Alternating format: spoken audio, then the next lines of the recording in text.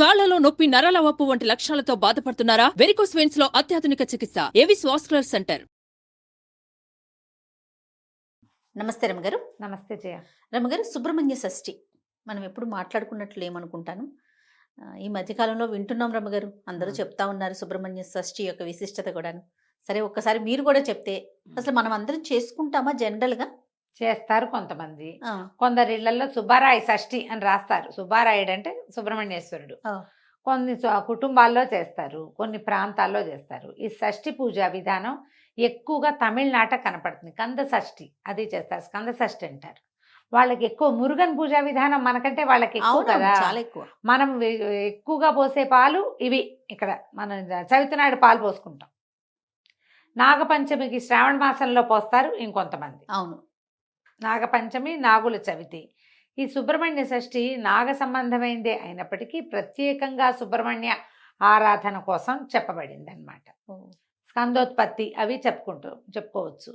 చెయ్యొచ్చా అంటే మీకు ఆసక్తి ఉంటే, అవకాశం ఉంటే, కొన్ని ప్రత్యేక పరిస్థితుల్లో కూడా సుబ్రహ్మణ్య షష్ఠిని చేసుకోవాలంటారు. ముందు అసలు షష్ఠి సంగతి చెప్దాం మనం. ప్రతి నెల 2 షష్ఠులు వస్తాయి. శుద్ధ షష్ఠి, బహుళ షష్ఠి.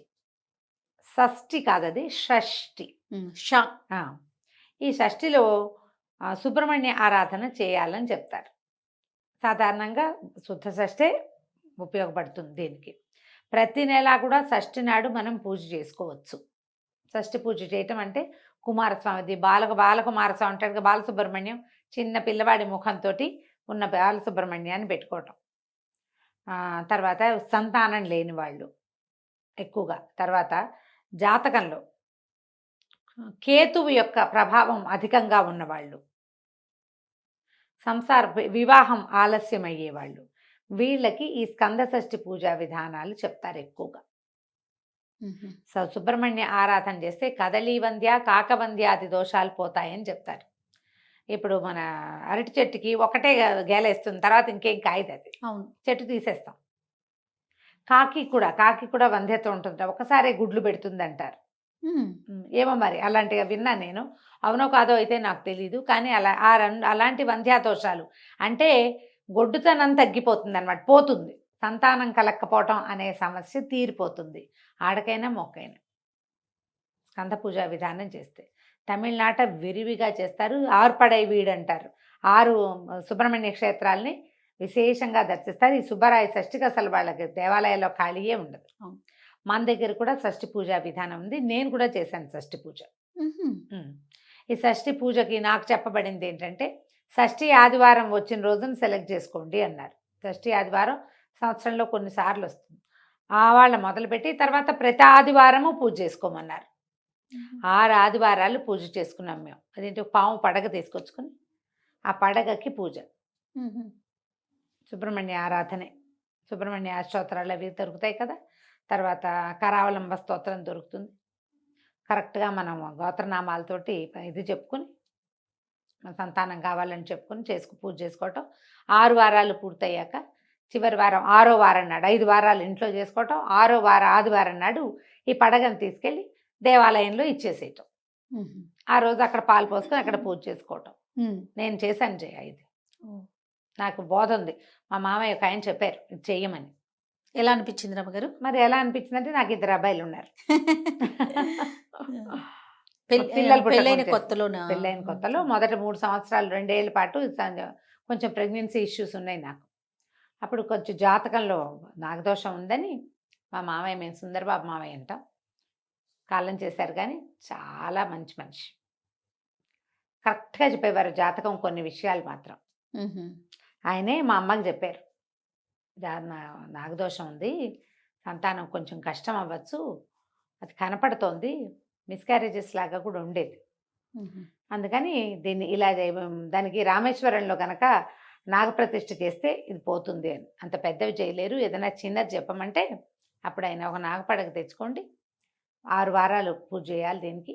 6వ వారం మోపిదేవిలో ఇచ్చేయమన్నారు. కృష్ణా జిల్లా మోపిదేవి ఉంది కదా, 6వ వారం మోపిదేవి వెళ్ళి పాము పడగని సర్పాన్ని అక్కడ ఇచ్చేసాం.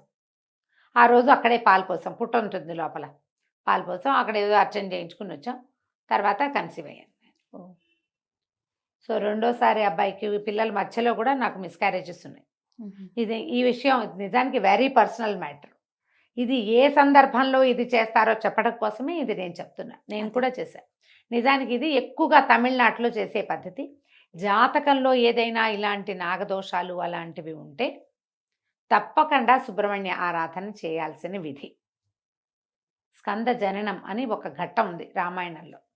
స్కందుడు ఎట్లా జన్మించాడు, సుబ్రహ్మణ్యుడు కుమారస్వామి ఎట్లా పుట్టాడు, ఆ కథ చాలా విశేషంగా ఉంటుంది. వాల్మీకి రామాయణంలో స్కంద జననం అయినా పారాయణ చేసుకోవచ్చు, దానికి తెలుగు అర్థం దొరుకుతుంది, అదైనా చదువుకోవచ్చు.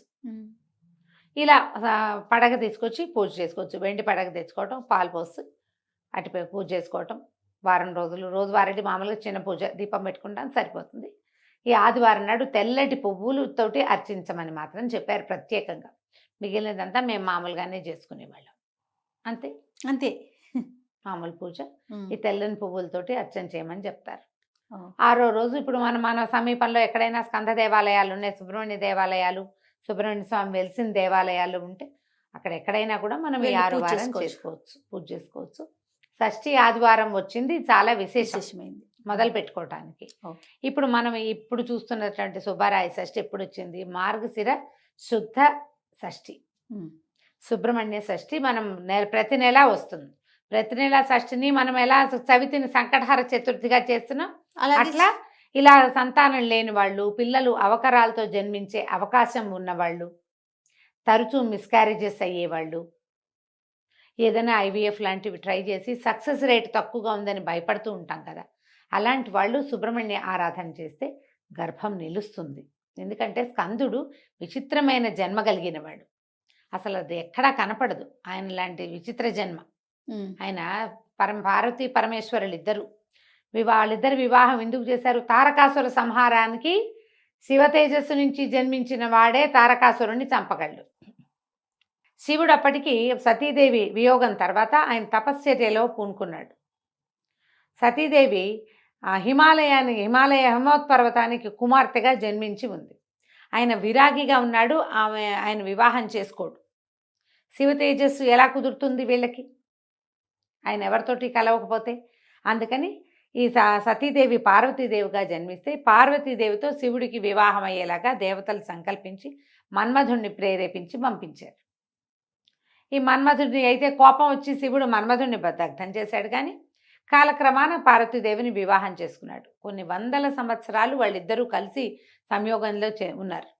కానీ శివతేజస్సుని ఇలా శక్తి శరీరంలో నిక్షిప్తం చేస్తే ఆ మహాతేజాన్ని ప్రపంచం తట్టుకోలేదని రేతస్సుని భూమి మీద పతనం చేసేలాగా చేశారు దేవతలు. భూదేవి తట్టుకోలేకపోయింది దాన్ని. అగ్నిదేవుడు భరించాడు శివతేజస్సుని. ఎప్పుడైతే తన గర్భంలో నిలవలసిన రేతస్సు నేల మీద పడిపోయిందో మహాకోపం వచ్చి ఈవిడ దేవతలకి మీకు పిల్లలు కలగరు భార్యల ద్వారా అని వాళ్ళని చెప్పించి భూమికి నువ్వు ఇది ఒప్పుకున్నావు కాబట్టి, ఒప్పుకుని నీ మీద పతనం చెందింది కదా, నేను భరించవలసిన దాన్ని నువ్వు తీసుకున్నావు కాబట్టి అందరూ మొగుళ్ళే నీకని చెప్పేసింది. అందుకని ప్రతి రాజుని భూభర్త అంటారు. భూపతి అంటే ప్రతి రాజు భూమికి భర్తే, అందరూ భర్తలే. ల్యాండ్ లార్డ్ అంటాం. ఆ ల్యాండ్ ఎవరిదైతే వాడే ల్యాండ్ లార్డ్. సంతానం దేవతలకు సంతానం కలగదు. ఈ శివరేతస్సును ఏం చెయ్యాలో తెలియలే. అప్పుడు బ్రహ్మదేవుడు దీని ప్రకారం ఈ శివరేతస్సు అగ్నిలో ఉన్నదాన్ని గంగానదిని ఒప్పించి ఆమె యందు విడిచిపెట్టారు. ఎక్కడి నుంచి వచ్చింది శివరేతస్సు? ఆయన నుంచి పతనమయ్యి ముందు భూమి మీద, తర్వాత అగ్నిలోకి, అగ్నిలోంచి గంగానదిలోకి. ఆ గంగ కూడా భరించలేకపోయింది. ఆ శివరేతస్సులోంచి రకరకాల ఇవి కూడా పుట్టినాయి. బంగారము, తర్వాత తామ్రము, రాగి, వెండి అందులోంచే పుట్టాయి. శివరేతస్సు నుంచే పుట్టినాయిట లోహాలు. అది అగ్నిలో పడేసరికల్లా అట్లా అది నీళ్ళలో పడేసరికి సెపరేట్ అయిపోయినాయి. అందులో ఉన్న ఇది ఒక్కొక్క రూపం చెంది అన్నీ సెపరేట్ అయిపోయింది. అయితే వీళ్ళు ఈవిడ నేను భరించలేకపోతున్నాను ఈ వేడి, నేను ఆవిడ కేకలు పెడితే గంగానది అప్పుడు ఏం చేశారంటే హిమవత్పర్వత పాదంలో విడిచిపెట్టమన్నారు. హిమవత్పర్వత పాదంలో అక్కడికి వెళ్ళేసరికల్లా అక్కడ మొత్తం అదంతా రేతస్సు తాలూకు దీనివల్ల పెద్ద రెల్లు పొదలాగా బంగారుమయం అయిపోయిందట. అక్కడ ఈ రేతస్సును వదిలిపెడితే అక్కడ ఇది ఇన్ని రూపాలు చెంది అక్కడ శిశు రూపం ధరించాడు స్కందుడు. ఎన్ని చోట్లకి మారాడో చూడు. ఇలాంటి పరిస్థితుల్లో ఉన్న జన్మించాడు ఆయన. అక్కడికి వెళ్ళి ఆయన శిశువు రూపం దాల్చాడు. దాల్చిన తర్వాత అప్పుడు కృత్తికలని నియోగించారు దేవతలు పిల్లవాడికి పాలిచ్చి పెంచడం కోసం. కృత్తికల చేత పెంచబడ్డాడు కాబట్టి కార్తికేయుడు అయ్యాడు. ఆ కృత్తికలు 6. అందుకని 6 దగ్గర పాలు తాగడానికి 6 ముఖాలతోటి పాలు తాగేటట్టు. అందుకని షణ్ముఖుడు.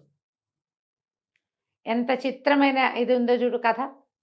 ఇలా అంటే ఎలాంటి విపత్కర పరిస్థితుల్లో అయినా కూడా సంతానం కలిగే అవకాశాన్ని స్కందుడిస్తాడు. అందుకని ఈ స్కంద షష్ఠిని పూజ చేసుకోమని చెప్తారు. అవకాశం ఉన్నవాళ్ళు, అవసరం ఉన్నవాళ్ళు, తప్పకుండా అలవాటు ఉన్నవాళ్ళు ఎలాగూ చేసుకుంటారు కదా, ఎలాగూ చేసుకుంటారు. అవసరం లేదు ఊరికే మనకి సుబ్రహ్మణ్యం మీద ఇష్టం. నాకు మామూలుగా సుబ్రహ్మణ్యం ఫోటోలు చూస్తేనే చాలా ఇష్టంగా ఉంటుంది. నాకు సుబ్రహ్మణ్య షష్ఠి చేసుకుంటాను, నేను దండం పెట్టుకుంటాను, రోజు కరావలంబం చదువుకుంటాము. ఇలా పిల్లలతోటి ప్రాబ్లమ్స్ ఉన్నవాళ్ళు ఇది చదువుకుంటే ఈ సమస్యలు అవి తీరుతాయి. దేవాలయ దర్శనం చేయటము.